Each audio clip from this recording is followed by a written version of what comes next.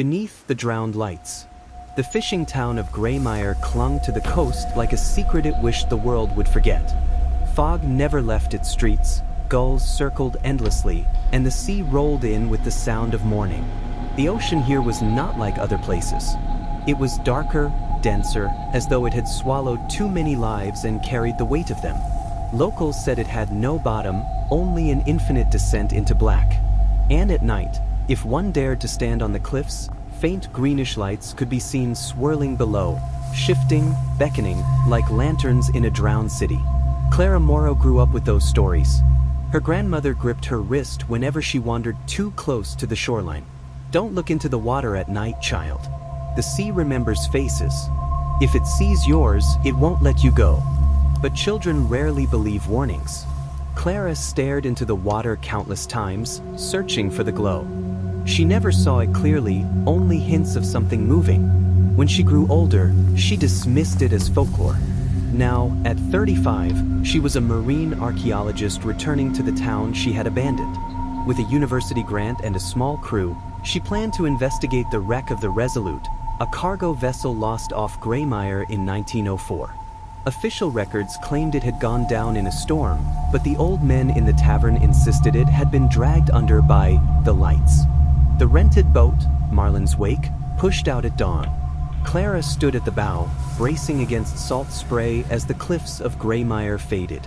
She felt the same tightness she had as a child, that sense the horizon was a wall hiding something vast. Her team, Elliot, the sonar technician, and Samira, the sub-pilot, busied themselves with preparations. "Depth charts confirm the wreck is around 300 meters down," Elliot said, tapping a monitor. "If it's intact, this could be the find of your career, Clara." By noon, they reached the coordinates. The sonar pinged, revealing jagged shapes. Clara and Samira climbed into the submersible Naiad, while Elliot remained topside. The hatch sealed with a hiss, and the vessel descended, swallowed by green-gray waters. At first, it was routine. Fish darted past the lights, kelp swayed in invisible currents. But as they sank deeper, the ocean grew strangely still. Samira frowned at the instruments. "Something's off. I'm getting interference, like static, but underwater." Clara pressed her forehead to the glass. The beam illuminated only emptiness ahead, yet she thought she saw movement at the edges, shadows retreating whenever she focused. Then, faintly, it appeared. A glow. At first, it looked like phosphorescent plankton. But the light didn't scatter.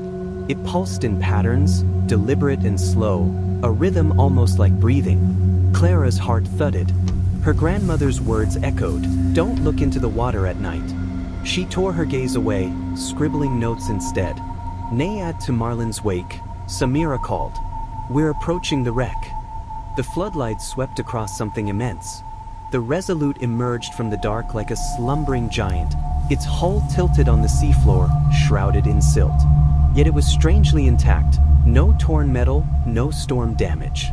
The ship seemed less wrecked than placed. They drifted closer, cameras recording.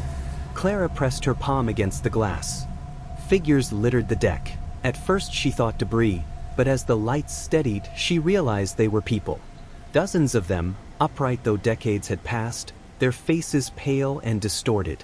Their eyes glowed faint green, the same as the lights below. "Mannequins?" Samira whispered. "No, they're... oh God." The bodies didn't float. They didn't decay. They simply stood, as if the ocean held them. Clara's recorder hissed suddenly, a burst of static filling the cabin.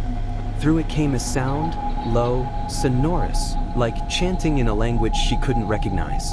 She fumbled to shut it off, but the sound grew clearer without the machine, resonating through the hull. "Clara," Samira whispered, "we should go." But Clara leaned forward. Beyond the ship, the glow intensified, resolving into shapes. Towers, arches, streets. A whole city stretched across the seabed, its geometry impossible, angles bending in ways that hurt her eyes. The wreck of the Resolute sat at its gates like an offering. The chant swelled. The figures on the deck turned their heads in unison toward the sub. Their mouths opened. and the water rushed with whispers. Panic surged. Samira yanked the controls, pulling the Naiad upward, but something resisted. The instruments spun, pressure warnings shrieked. Clara felt her stomach drop as the sub lurched downward. Through the viewport, she saw them rising from the drowned city. Shapes vast and indistinct, outlines blurring like smoke underwater.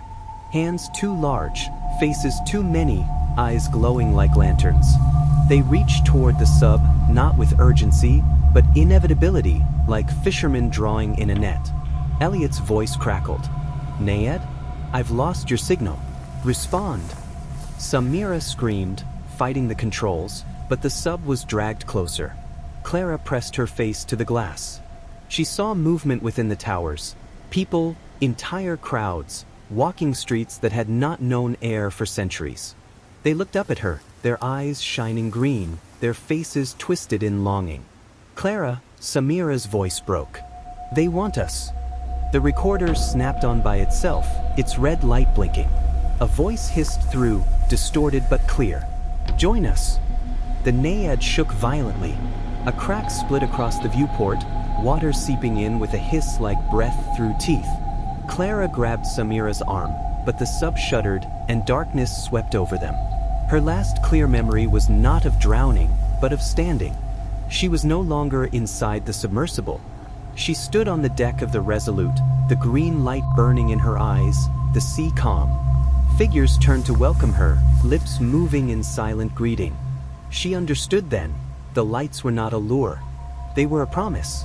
When Elliot finally hauled the Naiad back to the surface, the cabin was flooded and empty.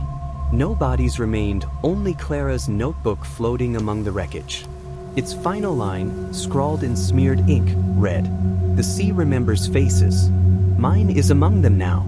That night, from the cliffs of Greymire, villagers swore they saw new lights beneath the waves, two brighter than the rest, pulsing in rhythm like eyes opening. And from the dark, a voice whispered to the shore, "Join us."